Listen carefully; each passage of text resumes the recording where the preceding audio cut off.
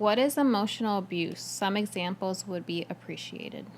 Well, that kind of goes along with verbal abuse as well, constantly being put down, doing things like trying to make you question yourself. You could say gaslighting a little bit, where you observe something, you observe some behavior that something happened, and you're certain that it happened a certain way, and the other person insists that what you saw with your own eyes and ears didn't actually happen.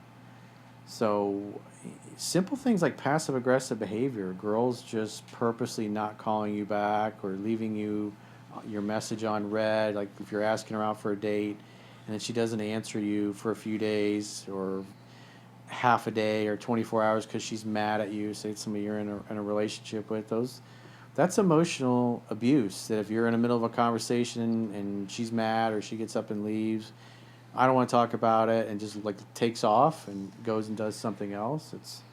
That's abusive because you're trying to resolve something and she's just basically preventing you from communicating or resolving anything. So anything along those kinds of lines. You want somebody that's easygoing, easy to get along with, who is nice to you. And unfortunately, there's a lot of girls out there that are just not going to be nice to you because that's just not in their nature. That's not their personality. Somebody that's easygoing, easy to get along with, it's not a lot of people like that in society. And a friend of mine who's a doctor was telling me years ago that it's like one out of every three women over the age of like 30, 33 is on some kind of psychotropic medications. And those medications, if they're not taken regularly and they're not disciplined, or they're taking alcohol and doing other things with them, the behavior can be difficult to deal with. So you have to evaluate and vet people based on a case by case basis. You want a girl that's going to be nice to you. Like we were talking about earlier, like a first date. This guy was driving a nice Tesla. He's taking this girl to a Starbucks for a first date, and she puts him on blast. She puts it on her TikTok live and starts shaming this guy to everybody that follows her. If a woman's doing that right out of the bat, I mean, that's pretty rude, number one. It's like maybe this guy's not somebody that has a big social media or even wants to be on social media.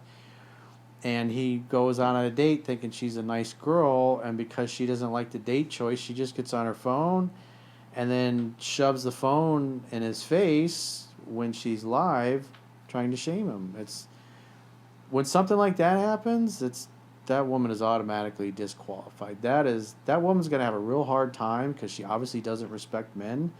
She's going to have a real hard time being somebody's greatest fan and cheerleader if her first natural instinct when a man displeases her or makes a choice that she doesn't like is to make him feel like shit. So that's how she operates. And if I was to talk to every other guy that's dated her, that's probably something that she just does when she's in relationships. If she's not being treated the way she wants to be treated, whether she communicated that or not, her first instinct is to go to making you look bad, trying to shame you, trying to make you feel bad, to manipulate you, to in essence get you, or to shame you to get you to change your behavior. That's just not nice. So when you spot that kind of behavior, especially before you get too far down the road, you want to dip out. But you got to keep in mind, people can hide who they are for about the first 90 days of a relationship. So if you go goo goo gaga over somebody after the first few weeks, and then you're head over heels, in love 3 or 4 months later, when all the bad behavior and the abuse starts coming out, you'll put up with it because you're too emotionally invested. You're too far down the road. And then when you finally do work up the courage to leave, it's a very unpleasant experience to end a relationship with somebody like that, because they torch you on the way in, they torch you on the way out. They take a blowtorch to your ass and they keep doing it because that's who they are.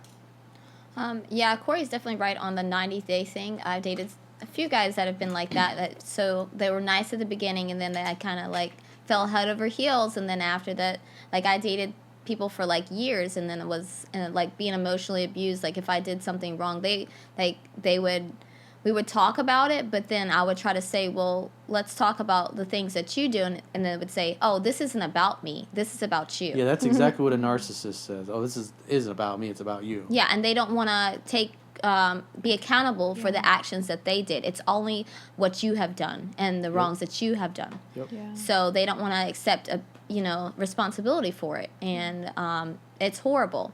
It's typically because their self-esteem is so bad and their image of themselves is so bad that they just can't deal with the criticism, and so that's why they're the way they operate is just to deflect it Yeah. and not take any ownership of it, never apologize, and flip it around and say, "Oh, it's all you."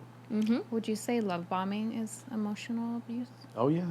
Yeah. And women do that. Love bombing is just, oh, you're amazing, you're great, you're the best guy ever. It's like, I'm so glad I found you, and it's the compliments are so early in the beginning. It's just verbal diarrhea of the mouth, and like especially the narcissists, they elevate you in the beginning with all of the excessive compliments, the love bombing as they call it, and then once you get hooked on that and you feel good about it, then they start taking it away and start abusing you, and that's the de-elevation process where they build you up, they blow up your ego once they get their hooks in you, and then they start knocking you down to make you feel like shit and question yourself, because then it makes it easier for them to manipulate you and lead you around by the nose, by like with a carrot, and it's like the carrot and the stick constantly.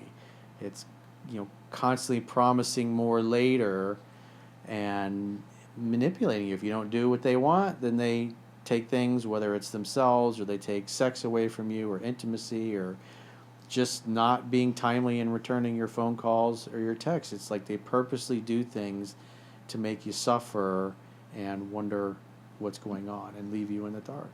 And then when they feel you've suffered enough, because that's what they were taught, then they show back up and they want to act like nothing ever happened, and they don't really want to talk about what happened, and they just try to deflect and want to move on and sweep shit under the rug like it never happened. But you can't solve problems unless you can talk openly and honestly about them.